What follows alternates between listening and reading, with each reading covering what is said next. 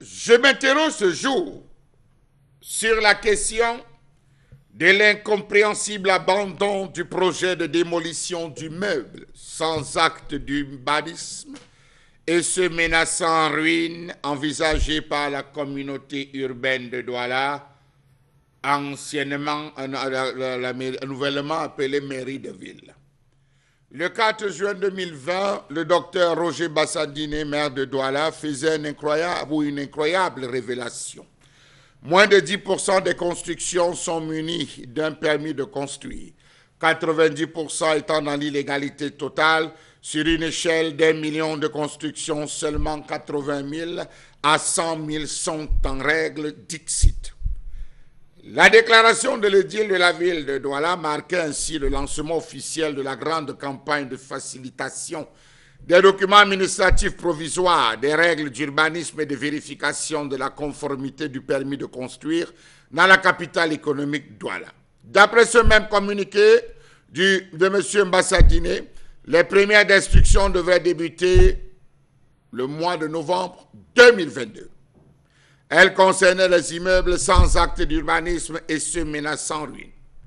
En 2022, on a repoussé en 2023.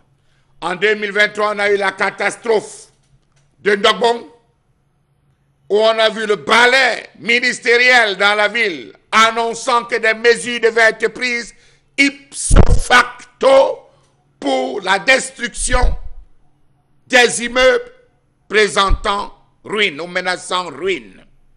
Il avait été question de faire une étude, une évaluation, une analyse, un décryptage, un inventaire précis et concis des immeubles ayant dépassé la date de péremption, pardonnez l'expression, dans les BTP. Celles qui avaient été conçues dans les années 70, les années 80 et qui aujourd'hui se retrouvaient dépassées.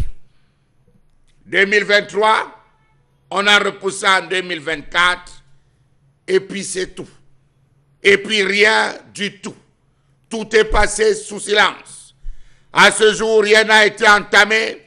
On se demande bien quelle peut en être la raison pour laquelle ces différents édifices, encore là, visibles, n'ont pas été démolis.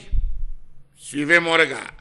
Voilà une initiative qui a reçu l'approbation de tous, mais qui n'attendait qu'une seule chose. Le hockey du maire de la ville pour déclencher la casse.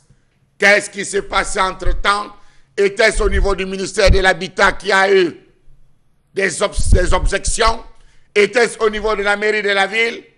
Ayant contacté certains responsables, ils nous ont fait comprendre que la centaine d'immeubles concernés ou les propriétaires de la centaine d'immeubles concernés ont régularisé la situation.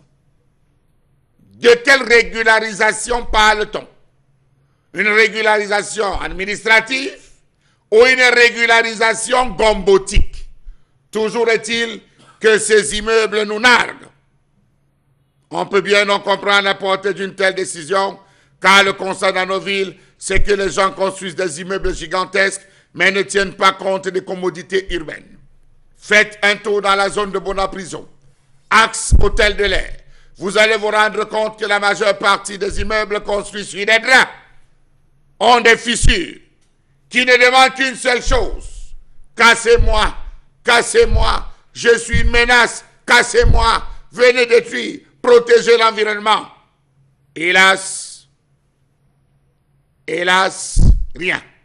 Comment peut-on construire un hôtel de 200 chambres et ne rien prévoir comme parking? Un hôtel mal construit avec des fissures. La plupart des immeubles à Douala ont des boutiques au rez-de-chaussée, mais ne disposent absolument rien. Rien, il faut le préciser, comme norme en termes de construction. On va parler des constructions à 4 facettes. Ça ouvre sur les 2 voies, mais hélas, construit sur du drain. C'est connu, c'est enregistré, mais rien n'est fait. Absolument rien pour qu'on se retrouve à avoir une maison, un environnement propre. On se souvient qu'en avril 2020, la mairie de ville avait lancé une procédure de recouvrement forcé à l'encontre de 141 propriétaires d'immeubles bâtis en l'absence préalable de tout permis de construire. Une opération qui devait rapporter un peu plus de 257 millions de francs CFA. A-t-on procédé à ce recouvrement forcé? Question. A-t-il abouti? Question. Lorsqu'on avait posé cette question au maire de la ville, le maire de la ville nous avait dit tout est disponible, il suffit de se rapprocher de ces services. On se retrouve aujourd'hui à être à 95% désormais de ces immeubles qui menacent s'effondrer. Qui devra aller traquer? Qui devra aller chercher? Dans tous les cas, on se prépare à l'élection présidentielle. Il ne faut donc pas soulever une certaine clameur en vue de cette prochaine élection présidentielle. Je rappelle